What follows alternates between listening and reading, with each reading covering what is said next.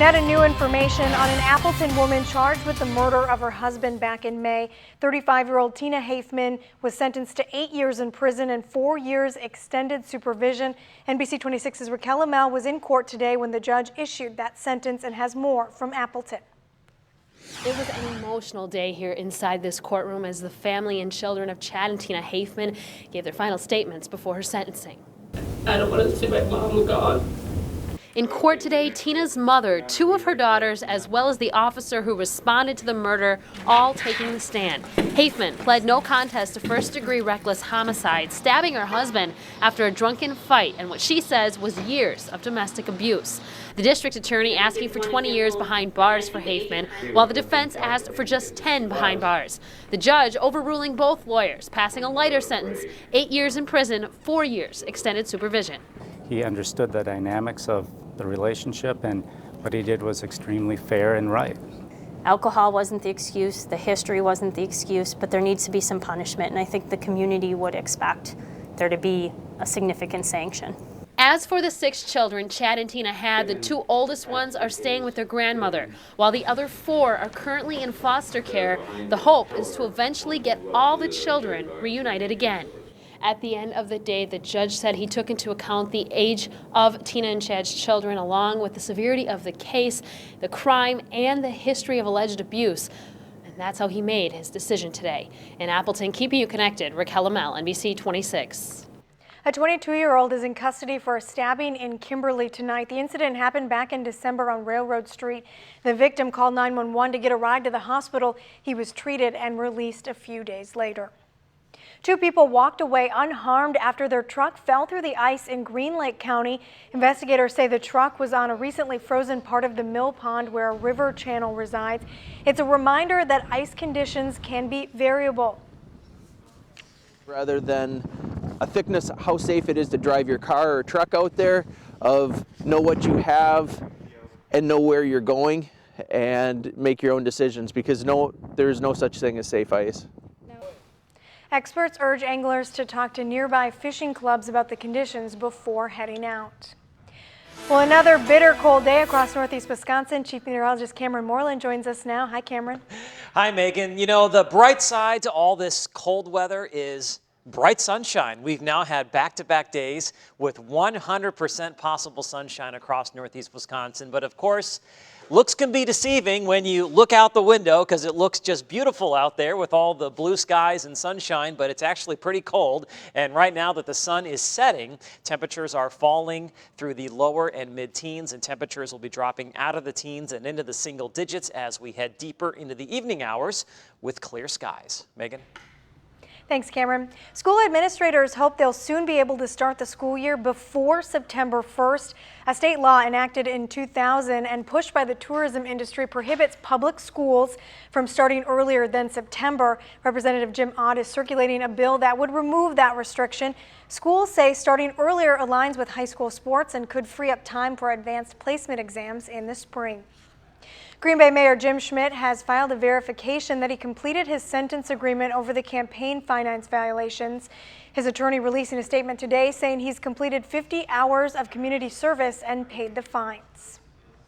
Two Rivers will soon be home to Wisconsin's largest solar energy center. WPPI Energy and NextEra Energy Resources announced plans this week to build a 100-megawatt solar energy center. The company says the project will create 150 to 200 jobs during its construction period, which could last 6 to 9 months. Well, it's the #1 killer of women across the country, heart disease. Tonight, hear from one woman on her story of survival and what she does now to keep her heart healthy. Plus, today's new cars have all sorts of digital displays, but there are 3 you should never ignore. You're connected to NBC 26 News at 5 with Megan Lowry, Chief Meteorologist Cameron Moreland, and Sports Director Charlie Sakaitis. NBC 26 News at 5, keeping you connected.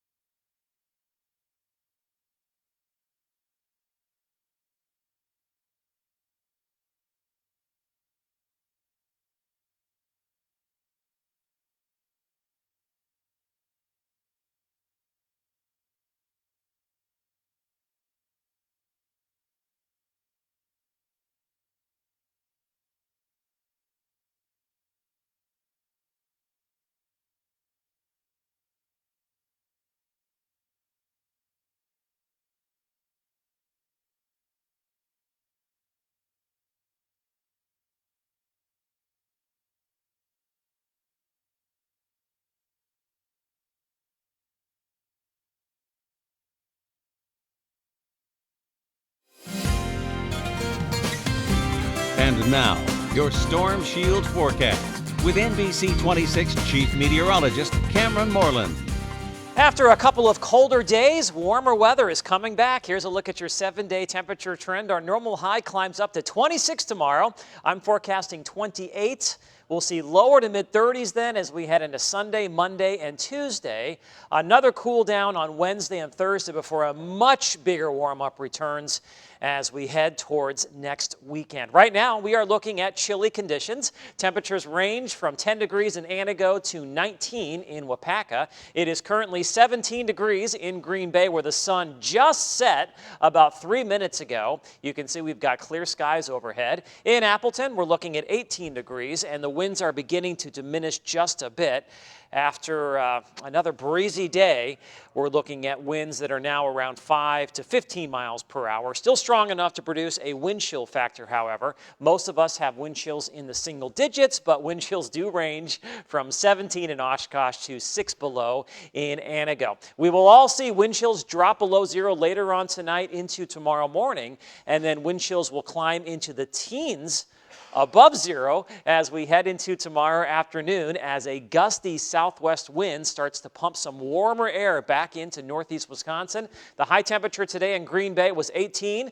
In the Twin Cities, we had 24. It was 30 in Des Moines. Overall, temperature is warming up compared to yesterday across the central and northern part of the country as a large area of high pressure begins to shift off towards the east. This system will give us clear skies tonight, some sunshine tomorrow morning, and then we'll turn our attention to our next weather maker, which is currently pushing through the northern Rockies here of Idaho and Montana. It's producing just a little bit of light snow, some heavier snow up in the mountains, and this is going to be pushing east as we head throughout the night into tomorrow. So as you take a look at Skycast starting at 8 o'clock tomorrow morning, sunshine mixing with some clouds. The clouds will thicken up as we move into the afternoon, and then we'll see snow develop across the viewing area, especially from about the Fox Valley north and east as we head through the afternoon and evening. Not much snow is going to fall from this system. A dusting to a couple of inches. The highest totals will be north and east of Green Bay across parts of Marinette County, Door County, and Menominee County, Michigan. Now, during the month of February, we typically see about 10 inches of snow. So we're going to get a little bit of snow as we head through tomorrow, but then we've got a better chance for some snow Tuesday into Wednesday. Here's what the big storm looks like on Tuesday, developing to our south and west. Right now, it looks like there's going to be enough warm air out ahead of it that we're going to see a wintry mix, but on the backside of it, Tuesday night into Wednesday, everything will go over to some snow. How much and where?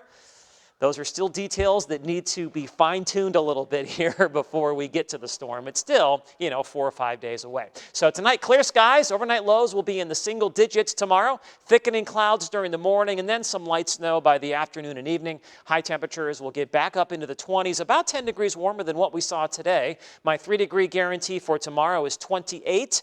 If I can hit that high within 3 degrees, we will donate $100 to Double Portion. We did that today. I forecast 18, and the actual high temperature was 18 degrees. On Sunday, maybe a lingering flurry or some patchy light snow early, sun and clouds by the afternoon, mostly cloudy and quiet on Monday. Then we'll watch that big storm roll across the Great Lakes Tuesday into Wednesday.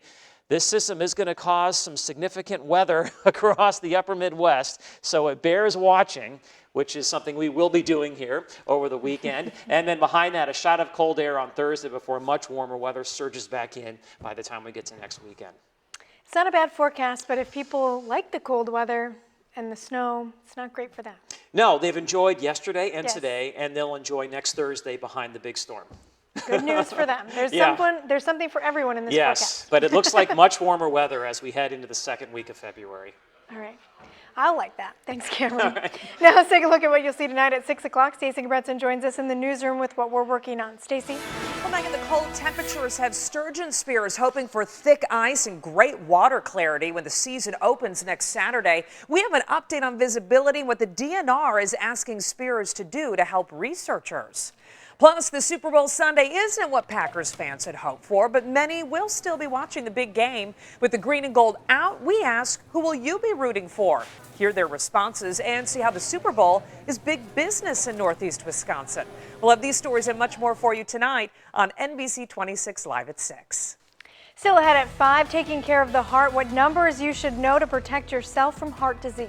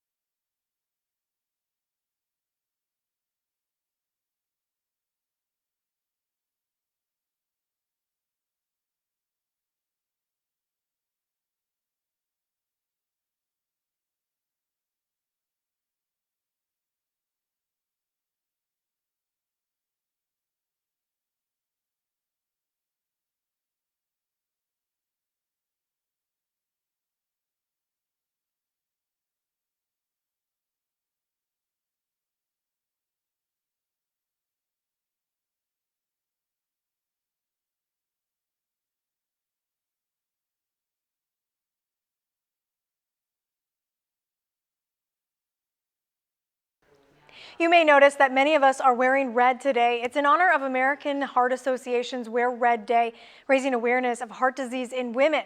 NBC 26's Marissa DiCandido spoke with a heart attack survivor today, and she joins us live now with how to stay on top of your heart health. Marissa? Yeah, Megan, Colleen England was heading to a doctor's appointment in New London in 2012 when she started having chest pain and knew something was wrong. She realized she was having a heart attack. Colleen flew in Theta Star to Theta Care Regional Medical Center in Appleton, where doctors eventually saved her life. She says her heart problems were mostly hereditary, and now she continues her care in Appleton, driving there 3 times a week to exercise and stay on top of her heart health. Yes, I did. I could go anywhere that I wanted to, but I want to come here. I feel very safe here. I feel like if something would happen to me here, there would be someone that would be able to take care of me.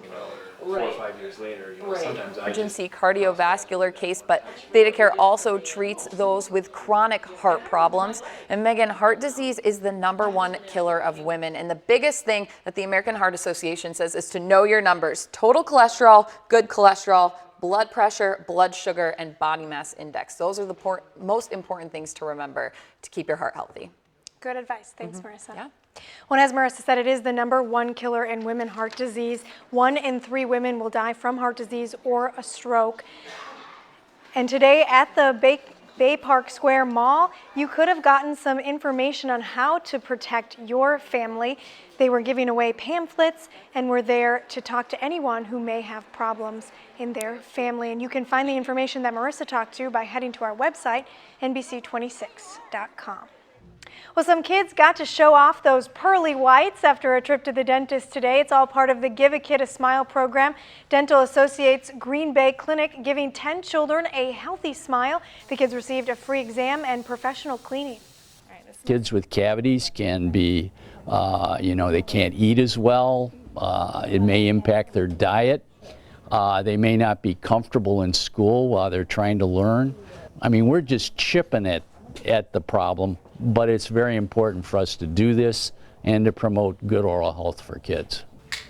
A recent report from the Surgeon General says more than 51 million school hours are lost each year to dental-related conditions. Well, warning signs not to ignore, why experts say there are at least 3 on your car display that you shouldn't wait to address. You're watching NBC 26 live at 5.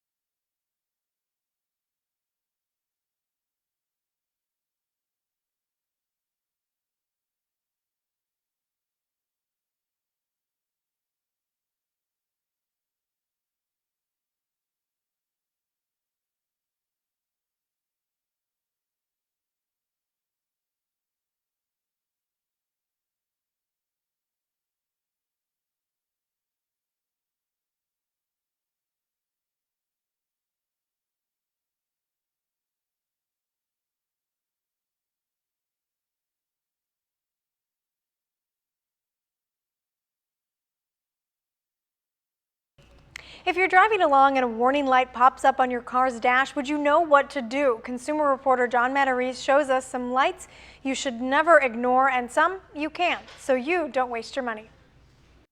Today's new cars have all sorts of digital displays that tell you if a tire is getting low or it's almost time for an oil change. It's nice to know, but there are 3 warning lights that require immediate attention, and if you ignore them, you could be stranded. So you're driving along and all of a sudden, a bell chimes. You look down and see your engine lights on. What should you do? AAA says there are 2 lights you should never ignore. One is the overheating light. It's a red thermometer and it means your motor is low on coolant and is overheating. 2 is the red oil can light. This means your oil is low and your engine could seize up if you don't do anything. In both cases, pull off the road as soon as it's safe. Do not keep driving. But from the Doesn't That Stink file, lights that just confuse you, like the infamous check engine light. It can mean your emissions controls are having a problem, your gas cap is open, you need service, or Aunt Marge baked an apple pie. If it leads you to panic, you'll say, "Doesn't that stink?" With the check engine light, don't worry. You can keep driving. Just have a shop check your engine soon. So make sure everyone in your family knows which warning lights are just a reminder and which could destroy your engine so you don't waste your money. Keeping you connected, I'm John Matarese, NBC 26. Well, if you want to go to the big game, it's going to cost you. The lowest price on a seat on SeatGeek right now runs for the Super Bowl at $2,000. Now, a listing on the 50-yard line in the lower bowl is running for nearly $24,000 if you have that kind of cash just hanging around. And companies wanting to cash in will have to pay a pretty penny as well. The average price of a 30-second commercial is about $5 million. That's up from about $4.8 million last year. Well, after last night, the men of UWGB are already looking ahead. That's next in sports.